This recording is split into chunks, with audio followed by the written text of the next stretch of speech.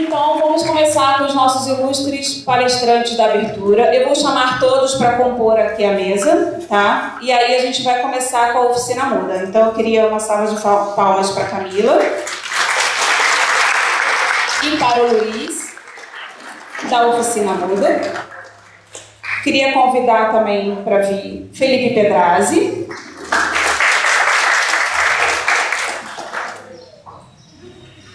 E Daniel Pan.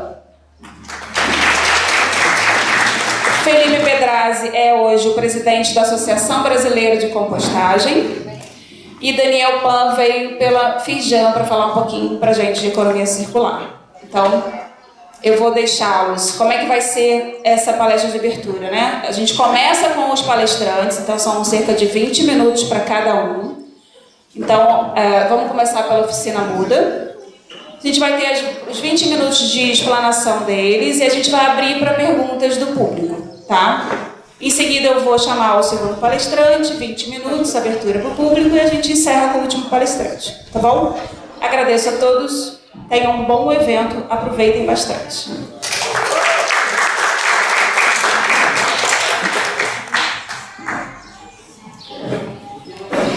Boa tarde. Prazer enorme estar aqui com vocês. Nossa, me sinto tão privilegiada de estar podendo trocar, contribuir, aprender com essa turma tão maravilhosa.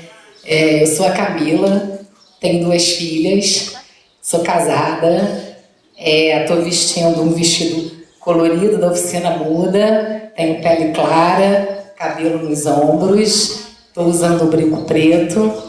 E estou muito feliz de ter recebido esse convite. Agradeço a Ana e toda a equipe de estar aqui. Muito obrigada. E eu vou falar da muda junto com meu parceiro Luiz. A Larissa, que é a nossa sócia fundadora, não pôde estar aqui. E tenho a expectativa de poder representá-la bem. Eu tenho como propósito pessoal atuar na transformação regeneradora do resíduo sólido da moda. Eu tenho esse sonho. Eu trabalho na moda há 20 anos, trabalhei e trabalho em grupos grandes, relevantes, trabalhei no Soma, trabalhei na Richards.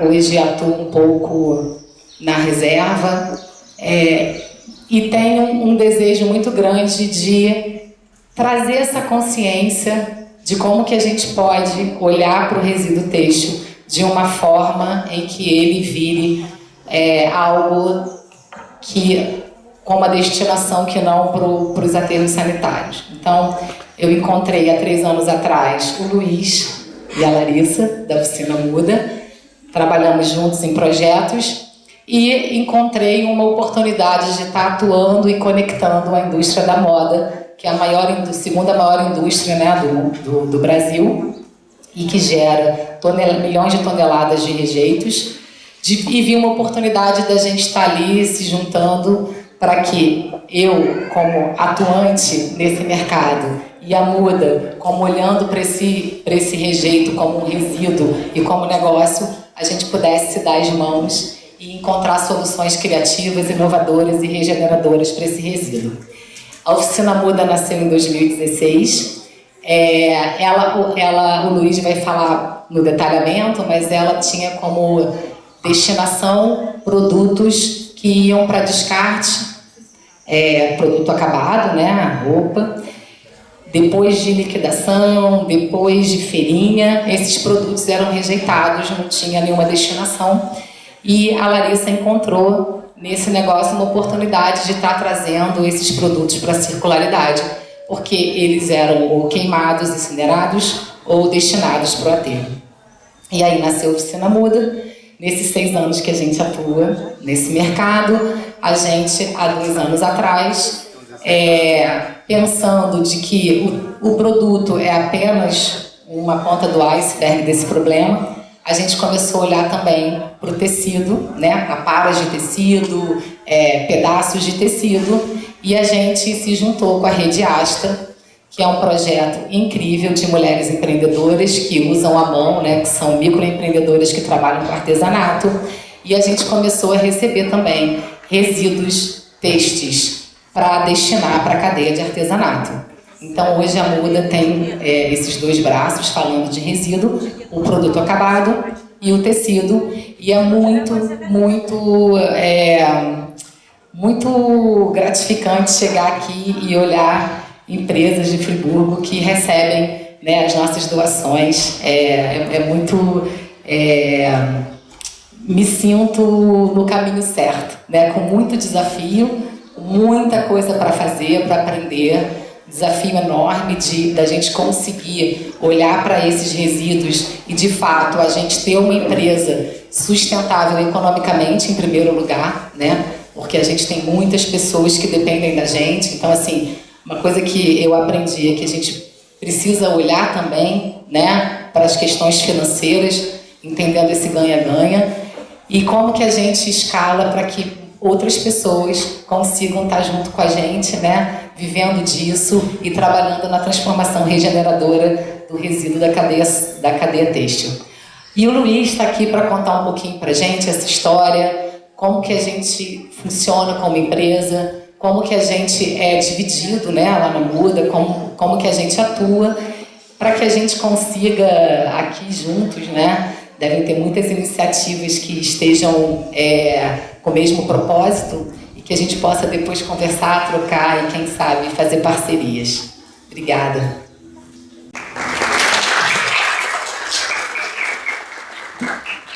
Boa tarde, meu nome é Luiz Eduardo, sou pai de João Pedro, que veio nos prestigiar hoje aí com 10 anos, também aí já engajado, pensando aí no mundo do futuro, no mundo para eles, né, para nossos filhos. Olhando há 5 anos atrás, eu nunca imaginaria estar num evento como esse. Eu fui forjado no mercado financeiro, infraestrutura, metrô, aeroporto, estádio, assim, uma pegada totalmente... naquele momento eu que completava, e eu tive a oportunidade de, convidado pela Larissa, há 4 anos, 5 anos atrás, virar sócio da Oficina Muda. Uma questão interessante também, a Larissa é mesmo mulher, mãe do João Pedro, então a gente também conseguiu, de uma certa forma, ressignificar nossa vida, né? Deus deu uma coisa tão boa, tão maravilhosa, e a gente conseguiu extrair o melhor, né? Obviamente é um aprendizado, é um amadurecimento, eu como homem, como pessoa, né? Sou muito grato a isso, e também a oportunidade de estar efetivamente trabalhando num projeto que faça sentido e que a gente possa fazer a diferença. A Larissa é uma gêniozinho, né? Então ela tem umas premonições, umas visões que aí e eu, de uma certa forma, sou a pessoa que carrega o piano, né? E tenta transformar isso, como a Camila falou, no modelo viável, no modelo inclusivo, no modelo sustentável. Quando a gente fala de sustentabilidade, a gente olha 360 graus, não só no propósito do nosso negócio, mas também na relação com todo o mercado, né? Então, a empresa já tem 6 anos, hoje quase 80 funcionários, já passaram mais de 100 colaboradores, né? E a gente nunca teve uma ação trabalhista, né? Então, sempre recolhemos todos os tributos em dia, né? Temos o balanço auditado, temos aí prêmios da Humanizadas, por exemplo, na área de relação de gestão de pessoas, né? E a gente está buscando a cada dia também evoluir. Tem um churn, uma rotatividade de funcionários muito baixa, porque a gente entende que é possível fazer alguma coisa sozinhos, né? E falando agora um pouco aqui do evento, agradecer a Ana, o pessoal da UERJ, nada vai acontecer. Não adianta a gente passar aqui 1 ano falando se não tiver educação. Então, assim, os professores... eu fico até arrepiado, porque eu vejo tanto as pessoas idolatrando os jogadores de futebol, os artistas. Quer dizer, eles têm seus valores, mas os nossos professores, em qualquer lugar do mundo, né? Seria a coisa mais óbvia, né? Então, você pega o exemplo da Coreia do Sul, eles são... Né? Então, mas... os valores estão invertidos, espero que algum dia a gente consiga botar isso em uma ordem mais correta, né? Falando um pouquinho aí da Muda, né? Pode passar o primeiro. slide, o segundo, por favor. Pode passar o próximo. Não. Um pouquinho que a Camila falou, né? Como é que é o nosso modelo de negócio, né? O nosso modelo de negócio, a sua solução, seria um modelo full solution, né? Uma solução total para os problemas da indústria da moda. Problemas esses relacionados a resíduo, a sustentabilidade, a ESG.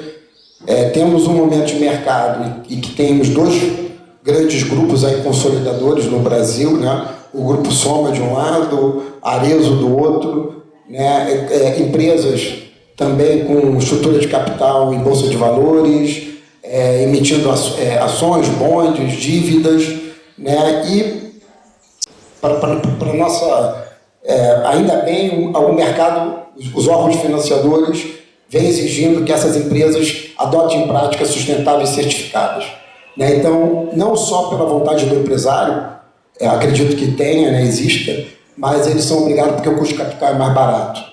A ação dele valoriza, a dívida dele fica mais barata, então, de uma certa forma, pelo menos por esse lado, a gente tem um ponto positivo que as empresas precisam se posicionar, obviamente numa questão de marketing, mas essa coisa tem que acontecer e a gente tem como propósito colocar como solução para todo o tipo de resíduo da indústria da moda, né? Como a Camila falou, a gente começou com aquela pontinha da pirâmide, do iceberg, né, que são os produtos acabados. O que é isso, né? Durante um ciclo entre você produzir uma roupa, colocar ela na loja para vender, ela ser vendida e consumida, isso tem um ciclo longo. Entra na caixa, sai da caixa, entra no caminhão, sai do caminhão, uma pessoa experimenta, o vendedor usa, mancha de batom, caiu o botão, fecha clé, emperrou, puxou um fio. As grandes marcas não param para consertar. Elas têm ali 2%, 3%, já está considerado como perda. Isso, né, no painel, lá, quando ela vai fazer o planejamento daquela coleção, daquele ano, e aquilo ali fica rodando de um lado para o outro, gerando custo de estocagem, custo de logística, custo de espaço, custo de sistema, custo de gente, e muitas vezes, na verdade, eles acabam tendo dois caminhos. Um caminho é fazer bazar, feiras, que muitas vezes denigra a imagem da marca, as pessoas ali pegando qualquer peça com defeito por qualquer preço, ou pior, elas são destinadas ou para aterro sanitário ou para incineração, né? Nós passamos agora um caso muito triste, eu não posso falar o nome da marca, deveria até, mas era uma marca de jeans, e que a gente sabia que eles tinham interesse de dar um descarte de 12 mil peças, né? Uma marca internacional, e aí a gente foi procurá-los, eles iam gastar, sei lá, 40 mil reais para isso, porque tem que pegar o caminhão, tem que pagar o aterro, e a gente ofereceu para eles algo em torno de, sei lá, 90 mil reais pelas peças. Eu ia comprar, eu compro, conserto e vendo. Ele não conseguiu autorizar no sistema de venda dele o preço de venda para a gente, porque era um preço que não tinha como limite de desconto lá da hold dele, sei lá, nos Estados Unidos, e que infelizmente ele não pôde fazer a operação. Eles efetivamente mandaram para o aterro, e o que aconteceu no dia seguinte? A comunidade no entorno ficou sabendo, desaterrou as calças e está vendendo na Uruguaiana, suja de terra, com a etiqueta da marca, assim. Então, olha, uma coisa absurda, né? Então assim, mas isso acontece, né? Então, esses produtos, nós temos sempre nós oferecemos, pagamos um valor comercial. Alguns questionam, não deveria ser doado, ele não teria um custo de destinação, mas a gente entende também as dores da indústria, como é que é o mercado, e a gente não quer ficar refém da vontade do outro. A gente quer ter uma operação comercial, então compramos esses produtos. Existe todo um processo, hoje, só nesse processamento, a gente tem mais de 20 pessoas, porque a gente não recebe grade de roupa, tamanho PMG, cor verde, azul, amarelo, é tudo misturado. Calça, vestido, sapato de um pé só, bola furada, cada marca tem outros produtos, acessórios, brincos. Então, assim, a gente tem um processo de, primeiro momento, agrupar, segundo momento, analisar cada peça, terceiro momento, classificar cada peça em nível de qualidade, 1, 2 e 3, em cima do nível de qualidade 1, que tem melhor qualidade, identificar em cada peça qual a intervenção que tem que ser feita. Tem que ser costurada, tem que ser fazer bainha, tem que lavar, tem que higienizar, né? E posteriormente isso tem que ser processado no sistema, tem que ser colocado o tag, o preço, ir para a loja, passar para o conserto, que a gente também tem hoje 15 costureiras trabalhando conosco, e posteriormente essas peças voltam muito próximo ao estado original. A nossa cabeça é que para a gente fazer a diferença, a gente precisa trabalhar em escala. Então, assim, tem muita gente que trabalha a questão da sustentabilidade, o upcycling, que seria isso, mais artístico, a gente adora, eu acho super bonito, mas a gente decidiu fazer esse trabalho para efetivamente fazer diferença. Falando um pouquinho sobre... E aí a gente se deparou, ok, aponta, o que tem mais nessa cadeia? Nesse problema da indústria têxtil. Então a gente tem as sobras de tecidos, né, na produção. Então você tem a gente classificou em 2 tipos de sobras. Menos de meio metro e mais de meio metro. O mais de meio metro é a muda circular, que cuida disso, que são projetos, eu vou falar um pouquinho mais na frente. A gente tem cadeias de artesãs que a gente doa os tecidos, inclusive para algumas aqui. A gente faz collabs, a gente produz marca própria, a gente faz produto para B2B, brindes para grandes corporações, né? E também na mão de artesãs. Então, a corporação, em vez de comprar um copinho na China, ela vai comprar um copo conosco que vai ter um produto que foi reciclado, foi reutilizado, que viraria resíduo e feito por um artesão certificado, né? Então, você acaba tendo um propósito. Obviamente, pode custar um pouco mais caro, mas você tem aí um ciclo completo. Né? Os tecidos menores de 50 centímetros é uma grande dor. A gente entende que eles não podem ficar restritos a retornar para a indústria da moda. A gente está buscando aí, através da Mundaí, soluções inovadoras, transformar em mesa, cadeira, móvel, em qualquer coisa, né? Então, que a gente tenha escala, né? E o resíduo tem uma grande questão que é a logística, né? Se você não estiver próximo do resíduo, você muitas vezes não consegue transformar em valor comercial. Né? E o quarto seria a logística reversa, que são as peças usadas, que eventualmente também a gente reaproveita. Aqui só explicando um pouquinho a estrutura, né? A gente tem... É só um ponto que eu queria colocar, o seguinte, depois eu vou disponibilizar, esse é um modelo de negócio que eu acho que quem gosta de moda, deveria copiar, tá? Porque assim...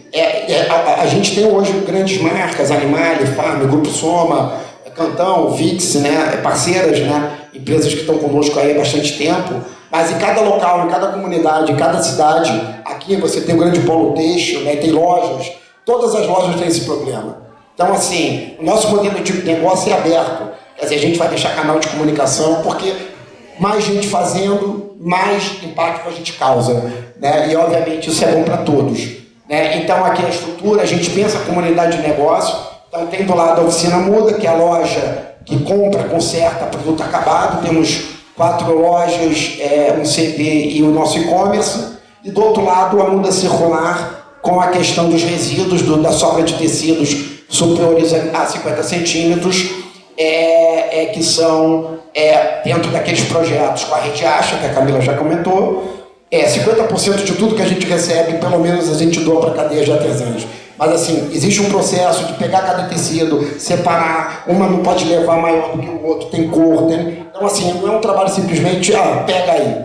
Tem uma estrutura, tem um café, tem um lugar para sentar, né? Então tem treinamento, a Rede Acha tem uma história e são pessoas mulheres e artesãs, são geralmente pessoas que sabem trabalhar, são costureiras, mas não podem sair das suas casas, das suas comunidades, são mulheres muitas vezes de fragilidade, né, sistêmica, social, né, então isso é super importante. Né, as collabs, né, é outra coisa que a gente abre aí, cheio de jovens aí, a gente hoje temos algumas collabs, uma das nossas collabs, parceria, né, a collab são momentos em que alguém tem um produto, tem uma ideia, a gente fornece a matéria-prima, a gente financia a produção, essa artesã, esse artista, essa pessoa produz e a gente vende em conjunto ou vende na nossa loja repartindo resultados.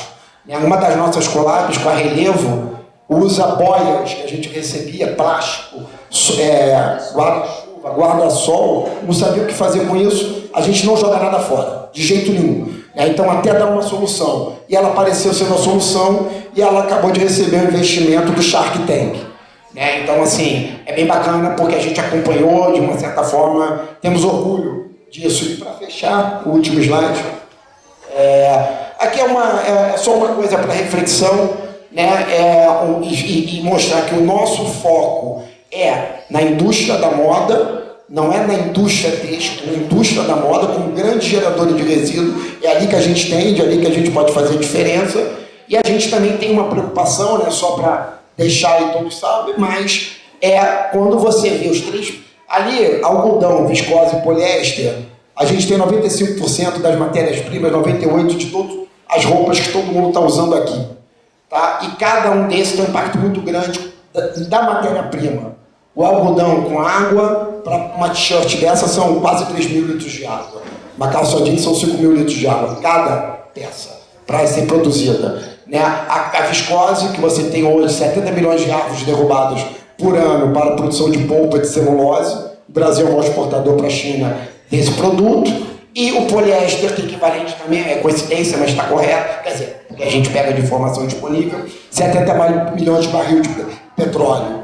Então, assim, para concluir, a questão de o consumo, ele tem que ser consciente, não só no momento de comprar, no momento de cuidar da peça, no momento de destinar essa peça, Então, sempre que a gente está consertando uma peça, além de salvar uma peça, se a gente está atendendo o ímpeto de consumo de uma cliente, a gente teoricamente também está evitando que uma peça venha a ser produzida, E até o momento, esse ano a gente deve fechar o ano com já 600 mil peças salvas pelo processo. Então, agradecer.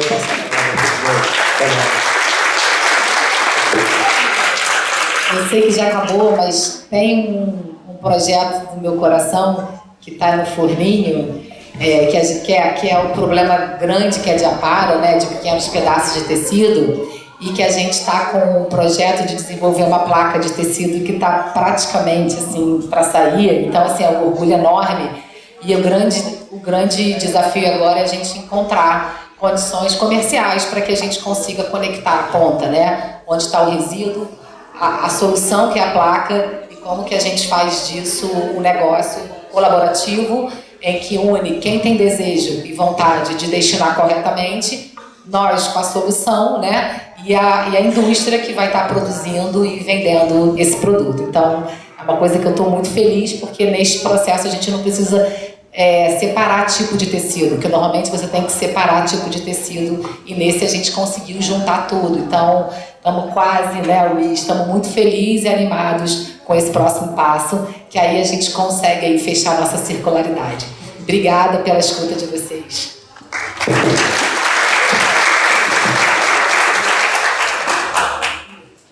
Gente, fantástico, Agora a gente tem 7 minutinhos para perguntas aberto ao público, que esse é o momento que a gente tem para saber um pouquinho mais, um detalhe a mais. Então, quem quiser, é só levantar a mão, que eu vou levar o microfone. Temos uma lá, daqui a pouco eu volto aqui. Ana, pode deixar.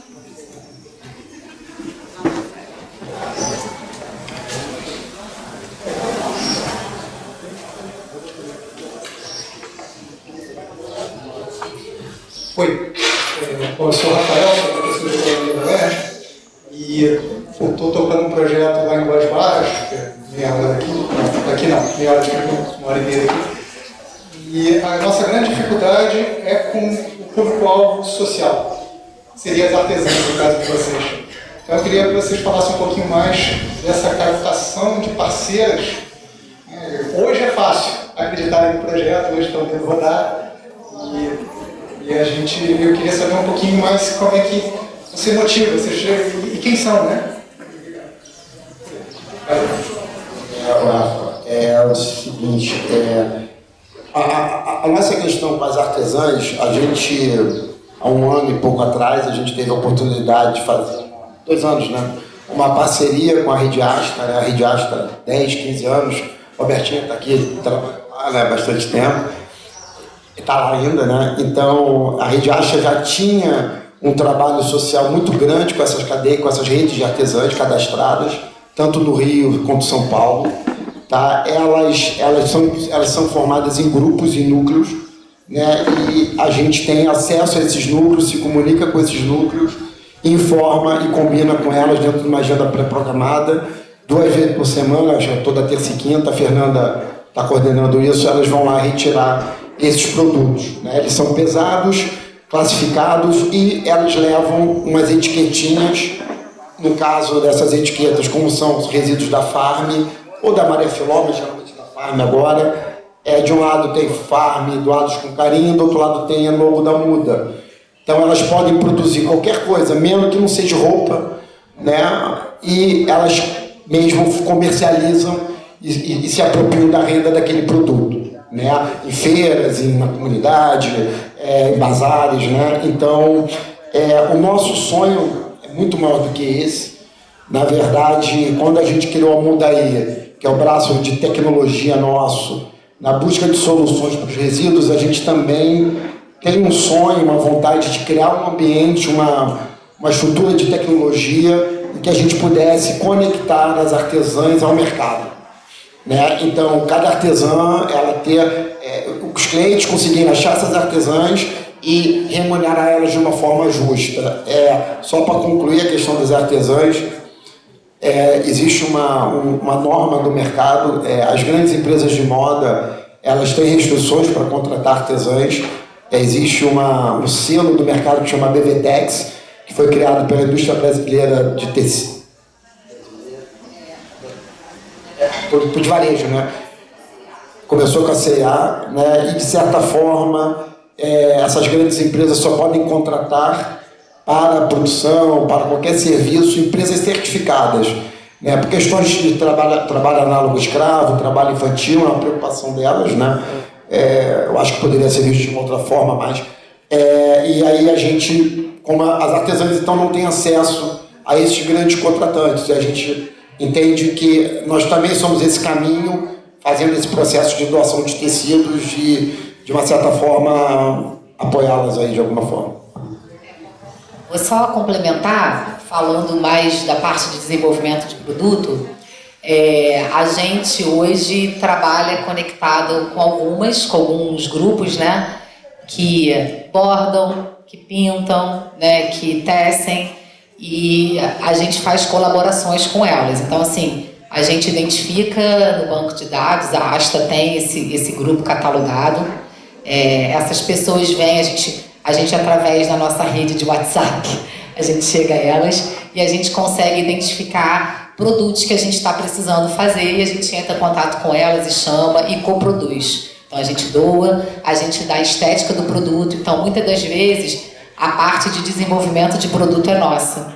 E aí elas cocriam na parte de bordado, de acabamento, de detalhamento. Então a gente também tem esse braço de coparticipação. E aí a gente ajuda na parte de venda, porque a gente tem hoje, como o Luiz falou, 4 lojas. A gente coloca os produtos na nossa loja também vendendo. Nosso desejo é que isso fosse mais, né, exponencial, como ele falou. E aí a gente precisa de um trabalho associado à tecnologia que a gente ainda está desenvolvendo. Rosaura Moraes, moradora aqui de Lumiar. Eu tenho muito interessante esse trabalho da inserção, né, das pessoas, as artesãs, isso é importantíssimo. Aqui mesmo no Lumiar, a gente tem pessoas que fazem uma arte incrível e precisa de aparas de tecido, precisa de restos de tecido. Então você envolve essas pessoas, você dá um ganha-pão, você dá uma reinserção na sociedade de um valor que essas pessoas não tiveram. Acho que o trabalho de vocês nesse aspecto é muito interessante. Só queria entender melhor quando você falou da última, quando você falou de que você está trabalhando nesse projeto e tem essa placa. Aí como é que você produz uma placa? Não entendi muito bem. E como é que você... Porque quando a gente faz qualquer ideia que a gente faz de reciclagem, você tem que pensar onde aquilo vai ser aplicado. Esse é o maior problema, né? Sim. Excelente pergunta. Quando começou, a gente falou assim, a gente gostaria de desenvolver alguma coisa que substituísse a madeira. Então, a madeira em diversas gramaturas, né? Desde tapumes até a madeira de MDF e tudo mais. Então, a gente tem esse sonho, então a gente está no primeiro protótipo de uma madeira mais fina para a parte de tapume, parte externa, né? De obra. E a gente está já no segundo passo, porque não acabou o primeiro, a gente já vai para o segundo, em que a gente trabalha a gramatura, a gente trabalha impacto, torção, resistência, para que ela tenha as propriedades, as mesmas propriedades que o MDF, para que a gente possa fazer mobiliário. E quem sabe no futuro a gente consiga ter espessuras maiores para que a gente faça colaborações com artistas, né? Com móveis até mais posicionados e tudo mais, para que a gente consiga, porque a gente precisa atingir, né, a parte funcional, mas a gente também precisa estar em ambientes que incentivam o comportamento. Então, se a gente tem pessoas interessantes fazendo parte daquilo, de alguma forma você influencia comportamento. Então, o nosso sonho é chegar também em produtos que influenciam comportamento. Então, hoje, onde a gente olha a madeira, a gente gostaria de estar. Gente, teriam mais 2 perguntas. Roberto? Então pronto. Da Amanda, mas o nosso tempo se esgotou. Tá? Então, eles vão ficar aqui, né? Aí depois, se vocês puderem, tá? Desculpa, a gente vai controlar para que a gente tenha o mesmo tempo para todo mundo e que todo mundo possa contribuir, tá bom? Então, eu vou pedir que o próximo palestrante...